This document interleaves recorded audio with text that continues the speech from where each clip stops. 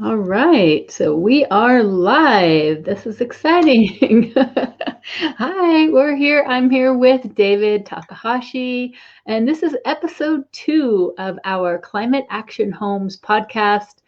This is a fun thing for me. I've been doing Green Team Academy stuff for a long time, and now just looping back and doing real estate, but with a focus on my roots of all the home energy, building energy efficiency ideas. And the whole idea of climate action homes is that our houses are some of our biggest investments. So why don't we use those decisions to make a big positive impact for the planet when we're playing around with those kind of dollars rather than, should I recycle this thing or that?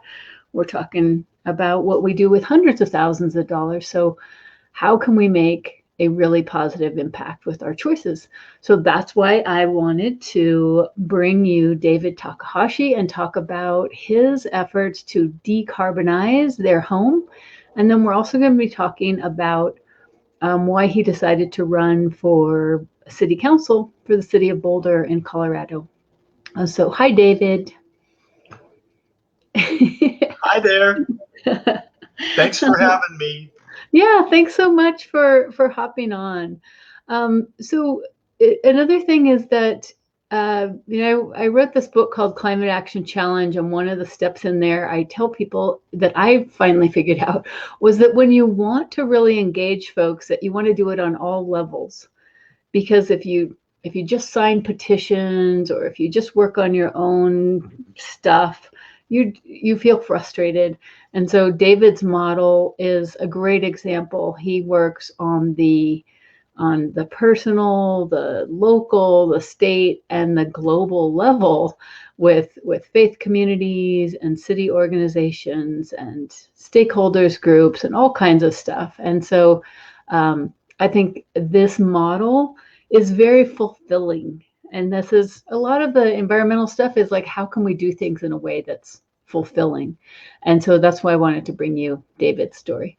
So, David, do you want to start by telling us a little bit? I know that you say that in a way, you guys, you and your wife Emily, are kind of climate refugees, and that's what started this journey. So, do you want to just go ahead and tell us a little bit about that and how you ended up with this home that you were doing this work on?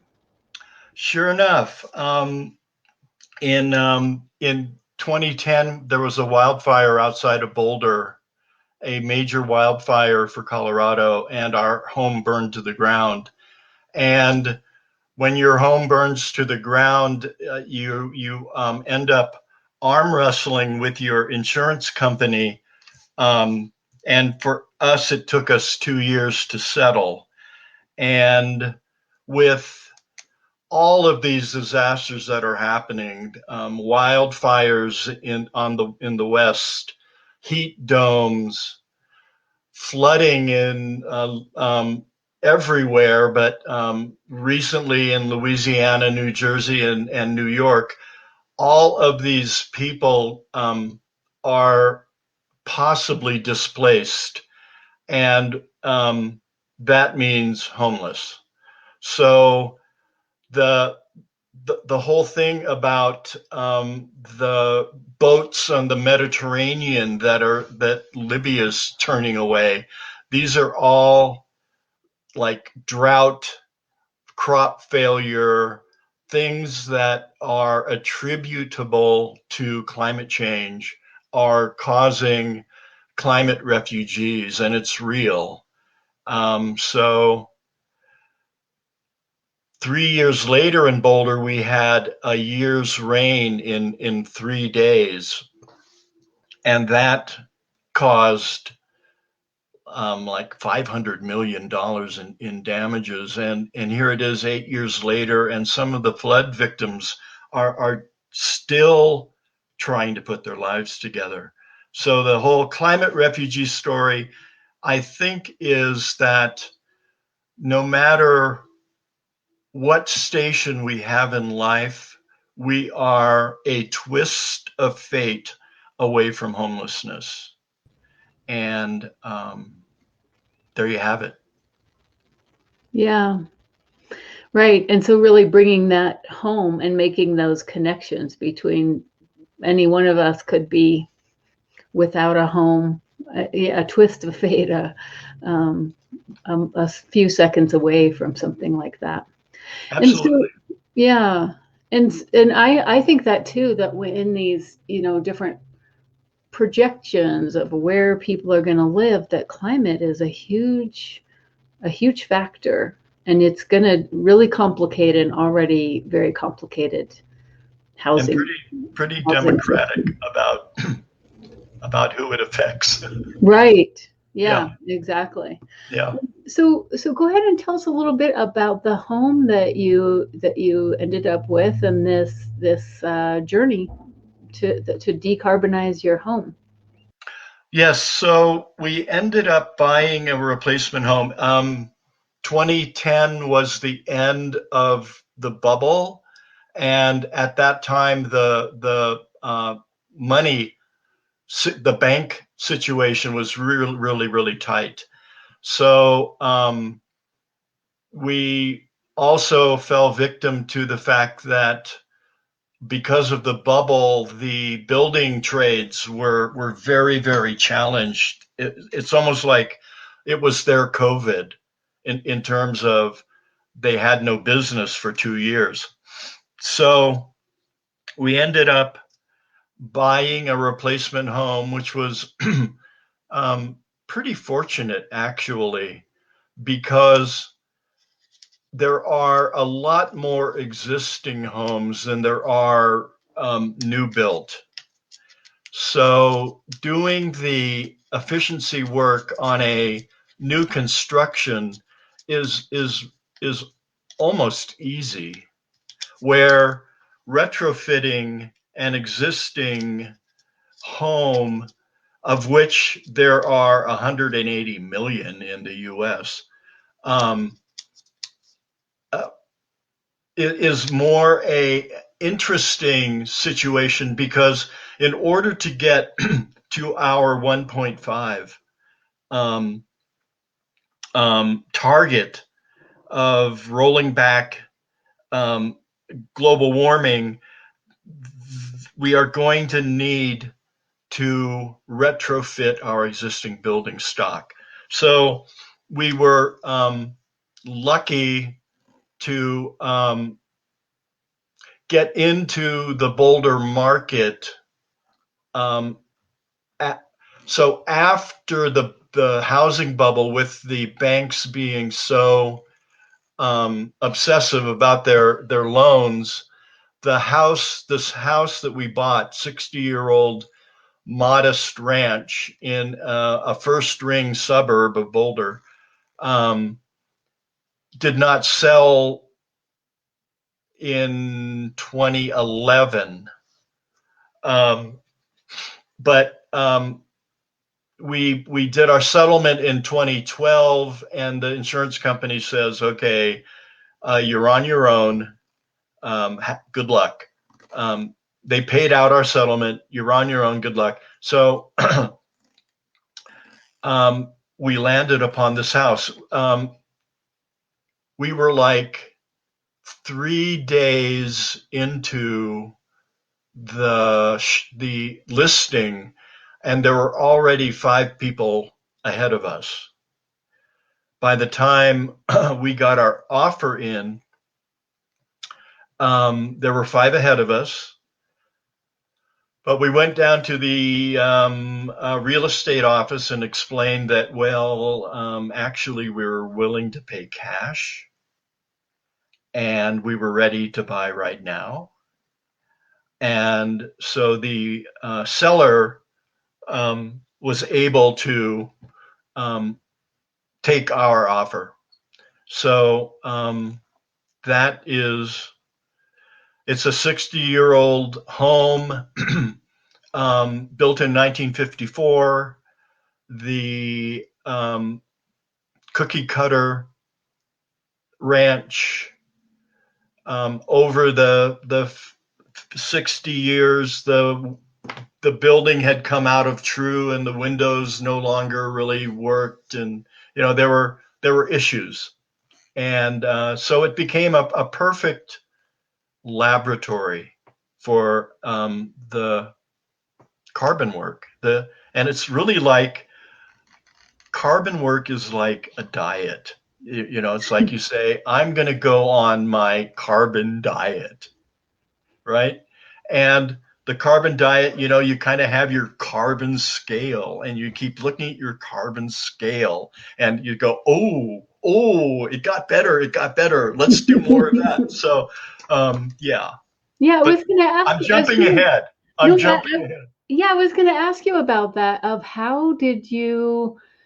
Because I know I did that at one point, calculating my carbon footprint, and the first time I did it, it showed me how much my travel was impacting that. Yeah.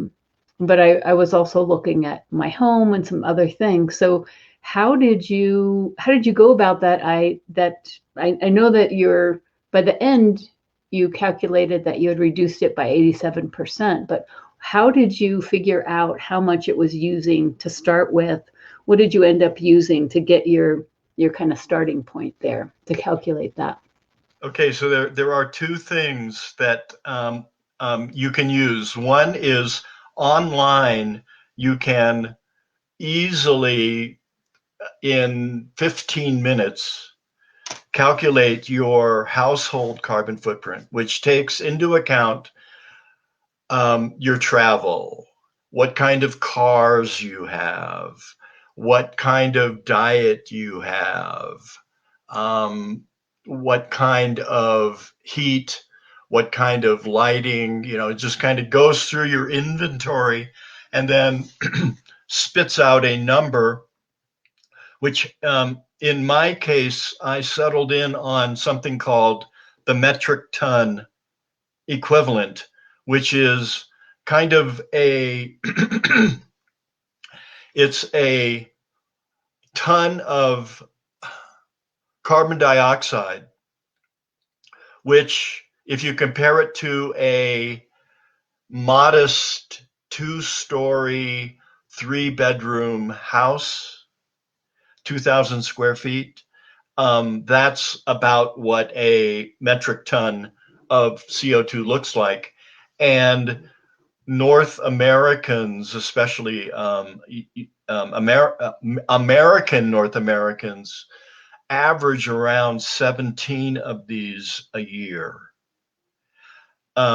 So as you start whittling away at your carbon diet, and it's counting things like, are you taking food out of your backyard versus buying food from Argentina. You start to see your metric tons go down. So 17 is where Americans are, and it's kind of the average for developed countries. Undeveloped countries, I think it's down around 3. And the idea of the Earth could, if we created as much as the Earth could consume, we would have no warming. And that number is around 6 of those metric tons. So we have to basically go from 17 to 6. And you just start whittling away. And as Joan has mentioned, your air travel has a huge impact on your household. Okay, so that's I appreciate you running through that. So that was really helpful. And There's another one. Okay. And the other is called a home efficiency rating score. And this takes a analyst, someone comes to your home and does an inventory of all of the kind of properties of your home, what kind of windows you have, how thick your insulation in your walls are, what your insulation in your ceiling is, what your home air leakage numbers are, and so this person comes in and creates a report, and the report goes like this. One, a score of 1 is the score that a newly constructed home built to code would be. Okay. 0 is net zero. Hmm. And our home started out at 190, meaning Huh. we were twice as inefficient as a new home built to code. Wow. And so as we did the work, we'd see hers score decrease, and we'll go over that as we get into the work. Okay, so you're saying 100 would be average? 1. 100, oh, say again. Oh, 1. A score of 1, hers is a newly constructed I see. home built Okay, to code. gotcha. That's your comparison. Mm-hmm. So in a previous life, I worked on the first Colorado home energy rating system. Oh, wow. Yeah. Yeah, Yeah. that was quite a while ago. It was like about 30 years ago. You take everything into consideration, right? Right, exactly. You're kind of like building out. You're model. you're creating a model layer Yeah. by layer. Yeah. So it's pretty interesting stuff. But okay, great. Yeah. So you have those. So the 1 is a more general kind of number, and then the Anyone can do. is very Doesn't specific. cost any money. Right. But the other is you're a little bit OCD, obsessive carbon disorder, and you really want to get down on it. Right. Okay, so let's jump in and give us kind of the quick overview, and then I want to make sure that we also talk about, after this experience, why you decide to run for city council. Sure. So so give us kind of a quick overview of some of the things Yeah, the overview is kind of interesting. You really have to start with weatherization, which is where you really want to start is you want to get an audit done with a blower door test. And this is something that you can usually talk to your utility, whoever provides your electricity and gas, to get them to help you afford a, a home energy audit. So this is your starting point. The auditors are very educated about figuring out what things you can do to weatherize your home, which basically means two things. Asking for less energy, and 2, holding on to the energy you ask for. So weatherization takes care of leaky windows and light switches that are letting in outside air, or outlets that are letting in outside air, or you're actually still using incandescent bulbs and those could be switched out for LED, or your appliances, your refrigerator, your washer dryer, your dishwasher, your water heater, your furnace or hot water heating system are very, very old and could be on their last legs and would be candidates for upgrades to an Energy Star kind of situation. So your auditor is going to give you the roadmap for your home, which is really important. So the first part again, is weatherization, and that is the easy things like your ceiling insulation or sealing just simple door leaks, just the kind of door seals, and there's a whole slew of improvements that are very easy to make, the lowest hanging fruit. Yeah, and I think this is an important thing for people to understand, is that most people just like feel like, I don't even know where to start or what to do. And the good news is you don't have to.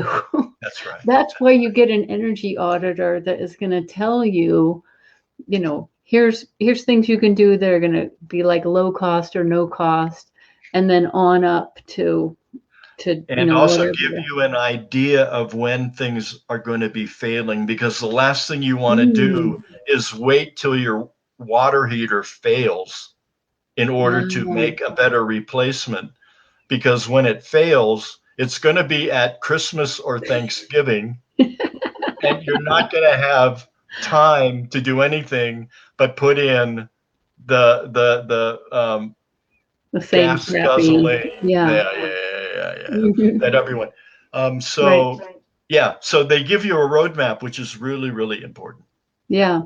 So what are some of the bigger? But then there's more. So then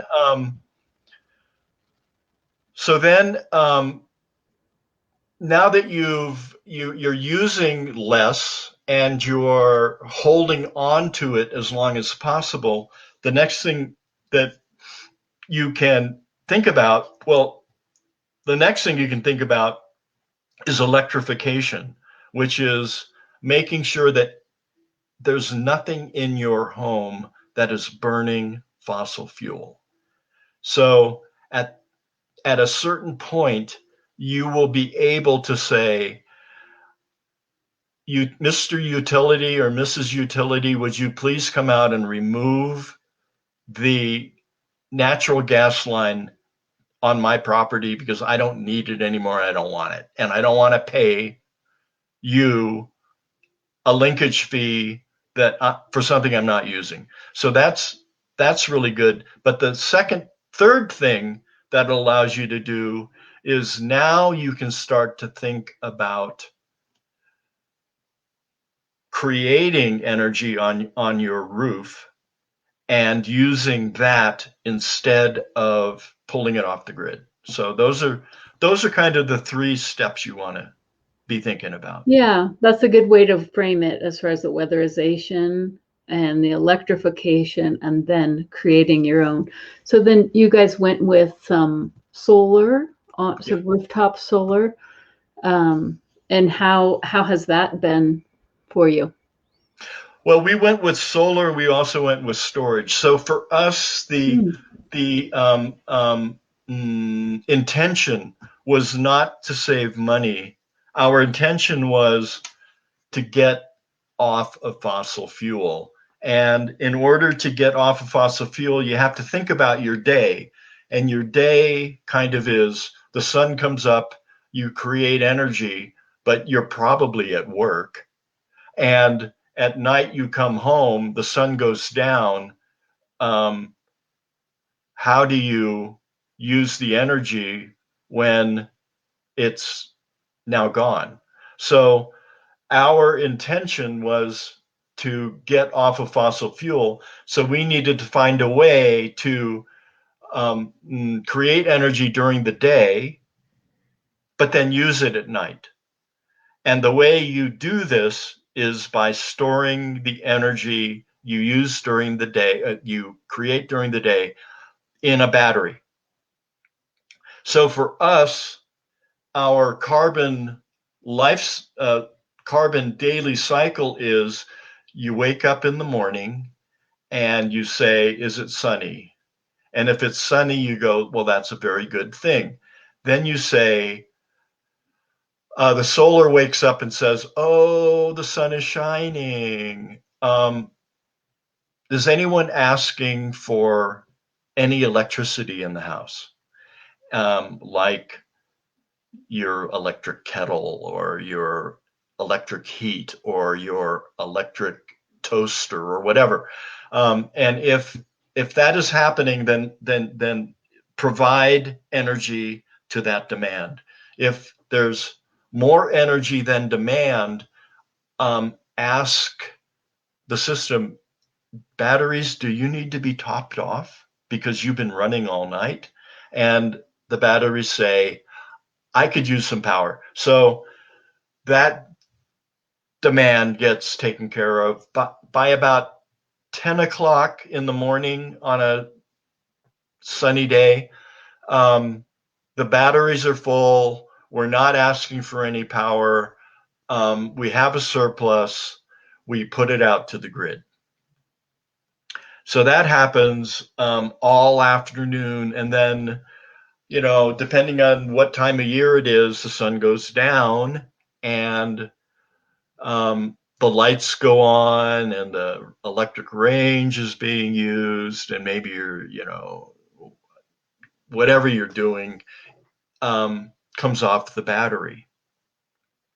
So from about sundown to sun up, we're taking energy from solar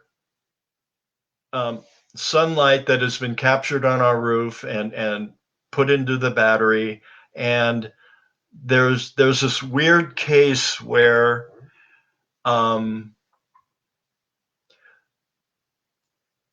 5 days go by.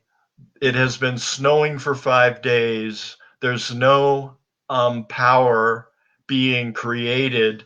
Our batteries deplete to zero. At that point, we kind of do the opposite, which is we say, okay, now we're back to where we started, and we'll be just like we always used to be, which is we get everything from the grid. This has never happened, but it could.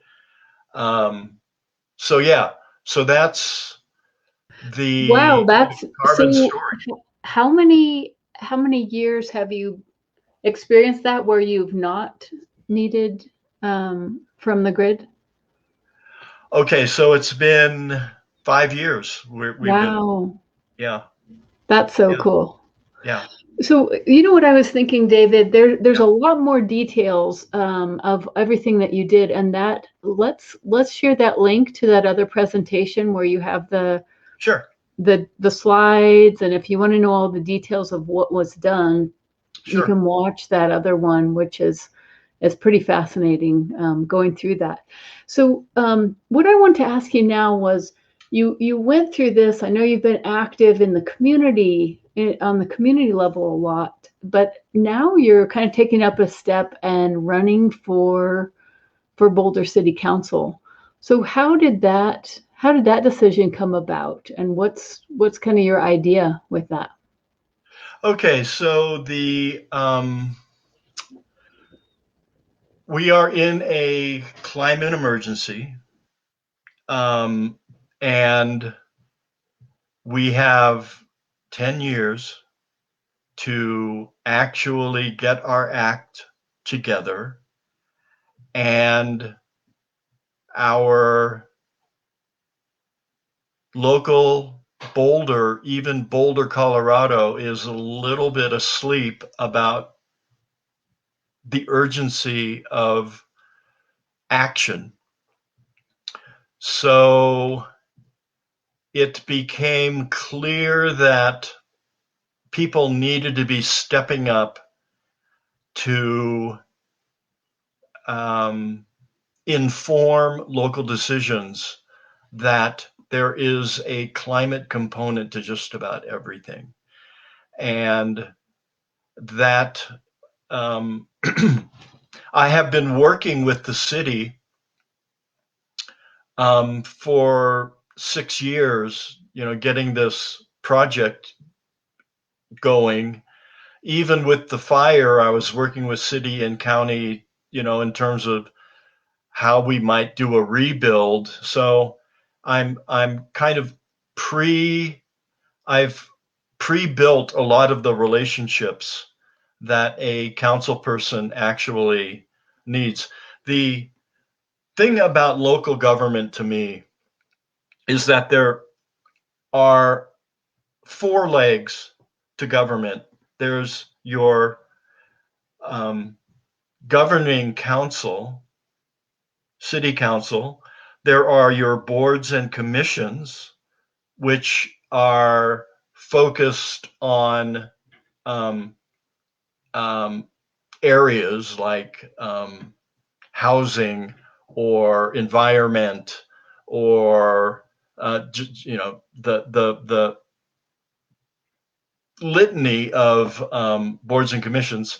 You have city staff, and finally you have the public. And it is here in Boulder, we have such an incredibly intelligent, innovative, caring, and engaged public that those three other organs seem to ignore. So it felt to me like it was a good time to bring the public back into local government. And so I stepped up, and I'm running. I don't know what I'm doing, but it's never stopped me before. Right. Well, just like renovating your house or anything. Yeah. I love that. And I think that city government, when I was in Longmont and I started that Sustainable Revolution Longmont, and early on people in Longmont were saying nobody in Longmont cares about sustainability, and it's like that can't be true. Yeah. And once we had enough people, we started our nonprofit, and we had enough people, and people kept going to city council and saying the same thing. We had this cohesive message. We did this big Earth Day festival. We had 1,000 people show up, and we changed the course of the city. And it was like, who knew?